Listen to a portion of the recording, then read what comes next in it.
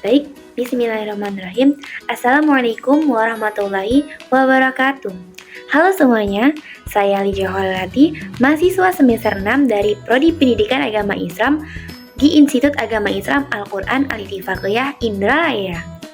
Video ini saya buat untuk memenuhi tugas evaluasi tengah semester pada mata kuliah Sejarah Pendidikan di Indonesia yang diampu oleh Ustazah Siti Murtosiah MPD. Materi pada kesempatan ini berjudul Perkembangan Pendidikan Islam di Indonesia.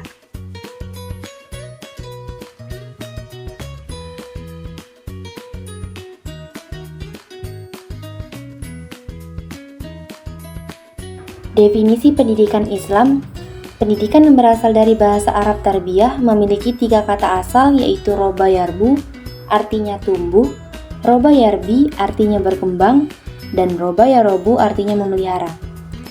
Ada beberapa tokoh pendidikan Islam seperti Syekh Minan Zaini mengatakan bahwa pendidikan Islam adalah usaha mengembangkan fitrah manusia dengan ajaran Islam agar terwujud dan tercapai kehidupan manusia.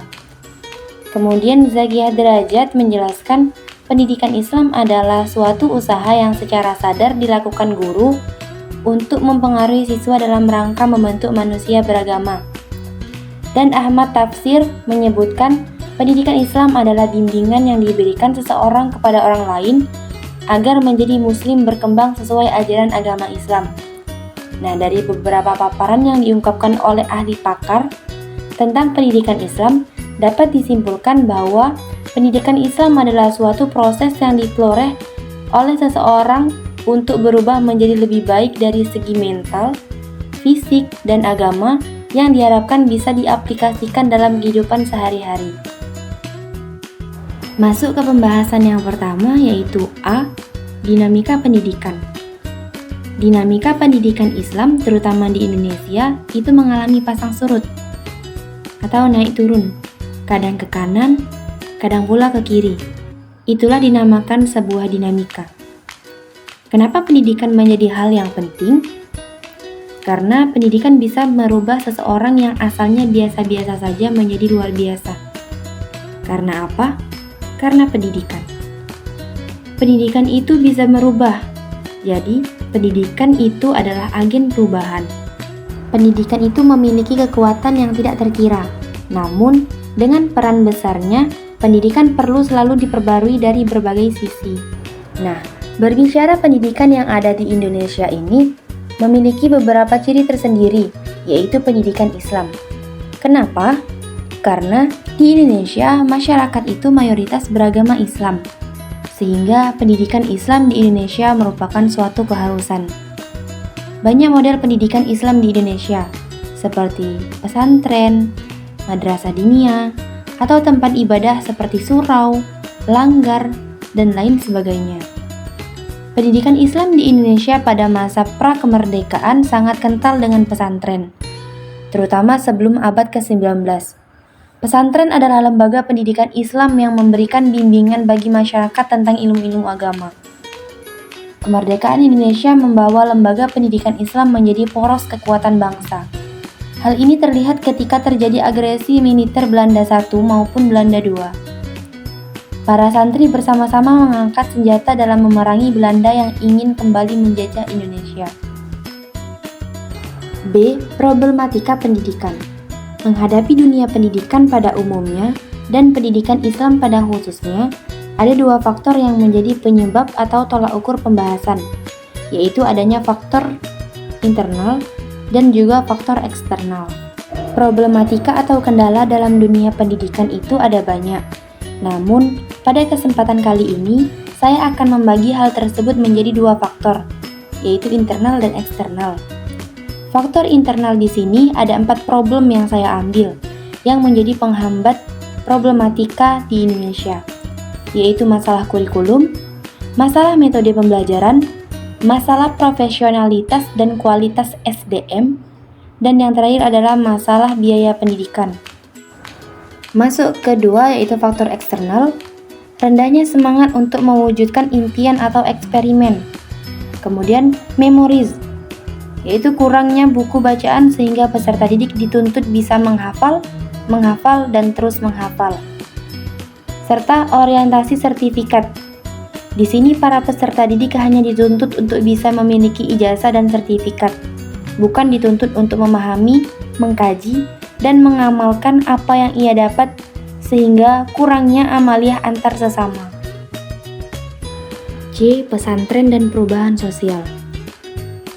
Pondok pesantren merupakan sebuah lembaga pendidikan yang mengajarkan tentang ilmu-ilmu keagamaan, keislaman yang dipimpin oleh seorang kiai. Sementara, perubahan sosial merupakan suatu perubahan yang terjadi dalam bentuk sosial, nilai, sikap, serta perilaku individu terhadap kelompok yang ada di masyarakat. Nah, bagaimana agama ini dapat berpengaruh pada perubahan sosial yang terjadi di masyarakat melalui fenomena yang terdapat di pondok pesantren? Pengertian agama sendiri itu adalah suatu yang menghubungkan manusia dengan rohnya. Dalam pengajarannya, kiai ini dibantu oleh beberapa ustadz atau guru dalam mengajarkan ilmu-ilmu tentang agama Islam yang menjadi basic dari pelajaran yang ada di pondok pesantren. Biasanya dengan menggunakan metode yang khas ala pondok pesantren. Metode ini tentunya sangat berbeda dan tidak sama dengan lembaga-lembaga pendidikan formal lainnya, yaitu dengan adanya madrasah diniyah, yang mana dalam madrasah diniyah ini mengajarkan tentang kitab kuning yang biasanya digunakan sebagai media dari pembelajaran pada madrasah diniyah. Kemudian, orang yang menerima pembelajaran di pondok pesantren dinamakan santri. Untuk laki-laki itu santri putra, dan untuk perempuan itu adalah santri putri, yang mana santri ini tinggal atau menetap di dalam pondok pesantren, sehingga menerima pembelajaran-pembelajaran yang telah diajarkan di dalam pondok pesantren. Pembelajaran kitab kuning ini yang caranya dibacakan langsung oleh ustadz, kemudian para santri menulis menggunakan pegon. Nah, tulisan pegon inilah yang menjadi metode atau cara khas yang hanya dimiliki oleh pondok pesantren. Melalui pembelajaran-pembelajaran di madrasah diniyah ini, santri dapat mengambil manfaat dari apa yang telah dipelajarinya. Misalnya dari pembelajaran akhlak, bagaimana cara bersikap, tingkah laku, sopan santun terhadap orang yang lebih tua, sesama, ataupun yang lebih muda. Kemudian pada bab fikih, yaitu belajar tentang sholat, puasa, haji, bahkan tentang hukum-hukum dalam kehidupan sehari-hari, yang tentunya bisa bermanfaat, menambah ilmu pengetahuan, dan bisa diamalkan di masyarakat, serta menjadi panutan di dalam kehidupan sehari-hari. Sehingga dengan ilmu agama yang telah diperoleh oleh santri ini di dalam pondok pesantren, santri bisa menjadi agen perubahan sosial di masyarakat. Misalkan, sholat berjamaah 5 waktu di masjid, kemudian mendakwahkan apa yang diperoleh selama di pondok pesantren kepada masyarakat-masyarakat lingkungannya. Jadi, kesimpulan yang dapat diambil oleh santri di pondok pesantren bisa menjadi perubahan di masyarakat lingkungannya melalui pembelajaran selama di pondok pesantren, sehingga bisa diajarkan kembali atau diamalkan dan menjadi contoh di lingkungannya. Mungkin cukup sekian pembahasan pada pertemuan hari ini. Semoga bermanfaat. Terima kasih atas waktunya.